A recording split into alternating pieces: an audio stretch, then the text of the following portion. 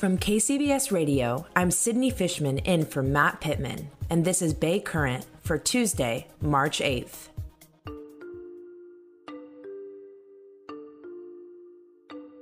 The month of March signifies the 2-year anniversary of when coronavirus began to take hold of the U.S. and overwhelmed American citizens with high rates of infection.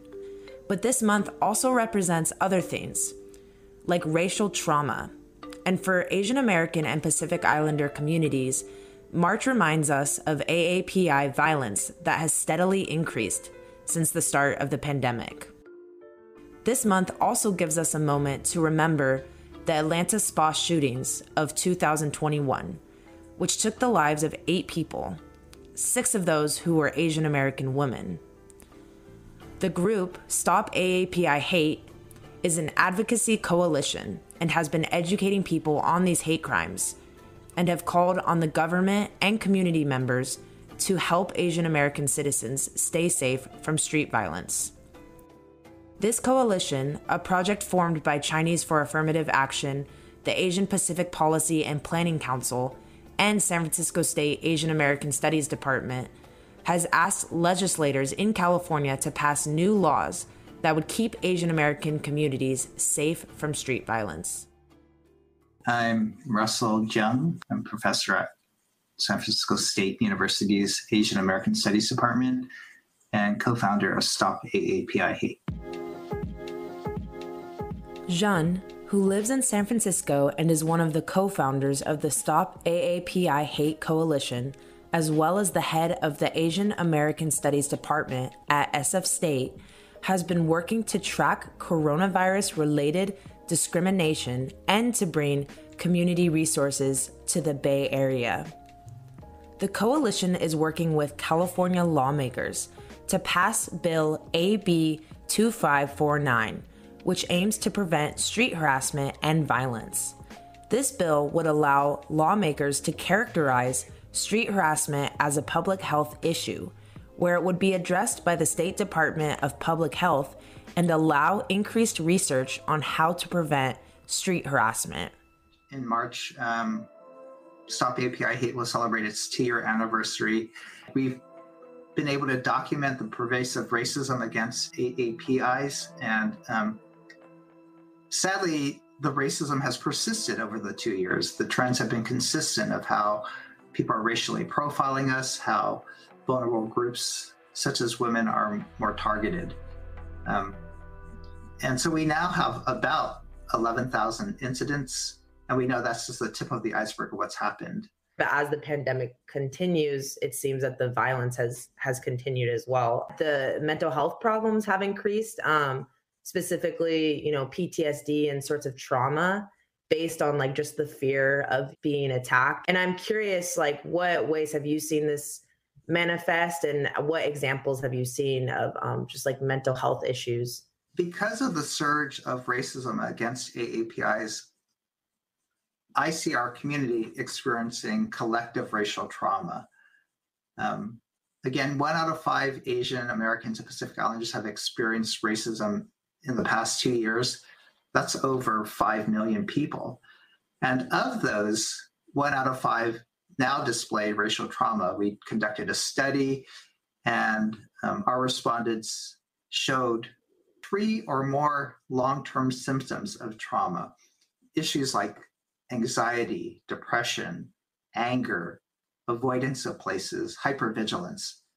So that's 1 million traumatized people. The rest of us experience that trauma vicariously. That's the collective racial nature of this trauma. If I see an elder attacked, I don't think it's that individual being attacked. I see it's her being attacked because she's Asian. And I could think my mom could just as easily be attacked. Just one example at San Francisco State University, during finals week, we held an open forum for Asian American students to address their mental health. And we got over 100 students to join during busy finals week and holiday season, but they were so stressed, they were so concerned that they took the time out to join our session. And they're not only concerned about themselves and their own individual well-being. for a lot of us in the community, we're really concerned about our family members, about our elders. So that heightens the anxiety and stress. I don't know any Asian American family that haven't told their elders to stay indoors, to watch out. And so consequently, a lot of our elders are really self-isolating, especially in the Bay Area, in Chinatowns and Oakland, Asian neighborhoods. It's because our elders are particularly fearful and anxious about the violence and about the racism. And AAPI women who report hate crimes over 2 times as often as men have experienced different kinds of violence, some that have resulted in death, such as Christina Yuna Lee, who was recently attacked in her Lower Manhattan apartment, and Michelle Go, a Bay Area native who was pushed onto the subway tracks in New York City. While this incident hasn't been investigated as a hate crime, many in the AAPI community have collectively mourned it as one. What's sad for me is that Asian American women, this sort of concern for their safety, this walking with vigilance is the norm. And I know my wife, who's Asian American, is conscious when she takes BART to stay away from the tracks. And that type of, again, hypervigilance, that sort of low-level fear shouldn't be the norm, especially for women of color. They shouldn't have to get used to being afraid for their safety. And so we at Stop AAPI Hate recognize the intersectional harm of racism and sexism, of how a lot of the street harassment, again, is directed towards women, and that shouldn't be sort of the case where women get used to it.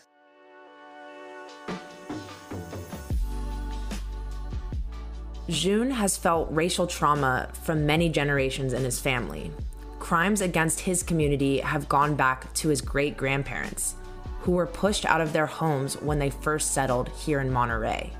And because of economic damages, some Asian American communities have called for reparations, which has been partially influenced by the reparation movement started in Black communities. On the apology note, I think 4 or 5 cities in California have issued apologies recently to the Chinese community. And my great-grandparents settled in Pacific Grove in California by Monterey. And they lived there for 4 decades, built a thriving business, raised a family, had homes. But because of the racism, the landlord evicted them. And when the Chinese wouldn't leave, a fire burned down the entire village of over 200 people. And my great-grandparents had to move to San Francisco Chinatown as the only place of safety from that racism. And so Pacific Grove is issuing its apology for the 1906 fire. And it's really hard to ascertain the economic damages and loss to gain reparations. My own family, they weren't able to become homeowners for 2 generations after that. They lost everything. So I think this move for apologies, this move for reparations for African Americans is really significant and needed, because unless we tell the truth about race, we're simply repeating it.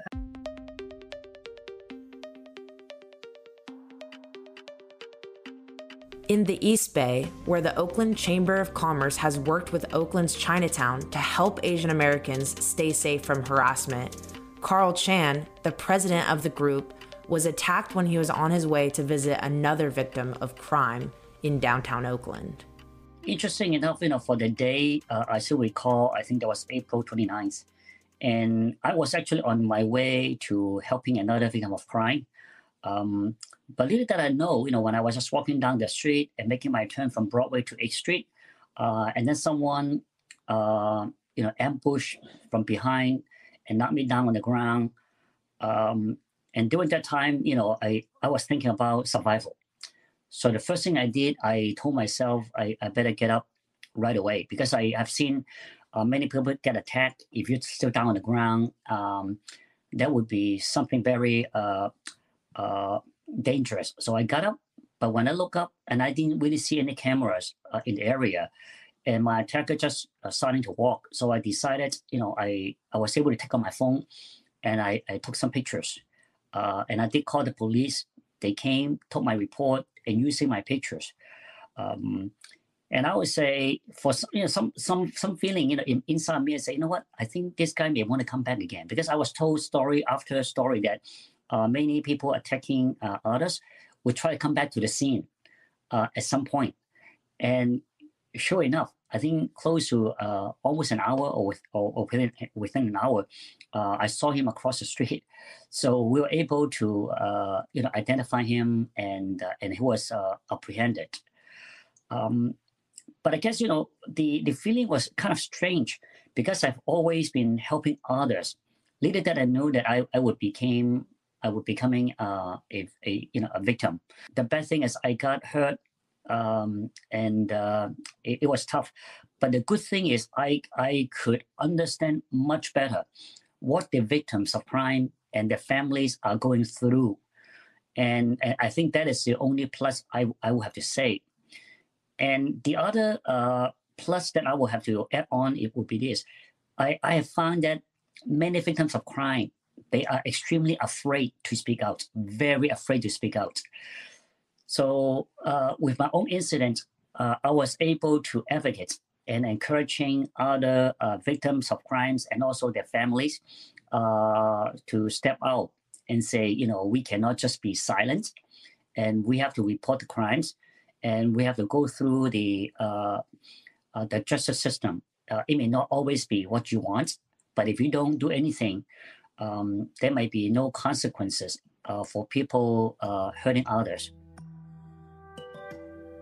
So I think that is something that I am using that as hopefully to encourage others to come out to speak. To report a crime, you can go to the Stop AAPI Hate website and file a report. The link to their website is in the show notes, along with the Oakland Chamber of Commerce website.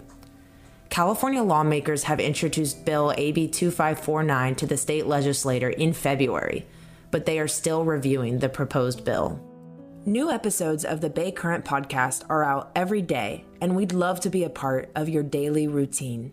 Subscribe to us on the Odyssey app or wherever you get your podcasts. We're also on YouTube, on the KCBS Radio YouTube page, and there's a link in the show notes. For Matt Pittman and our team at KCBS Radio, I'm Sydney Fishman, and we'll chat again with you tomorrow.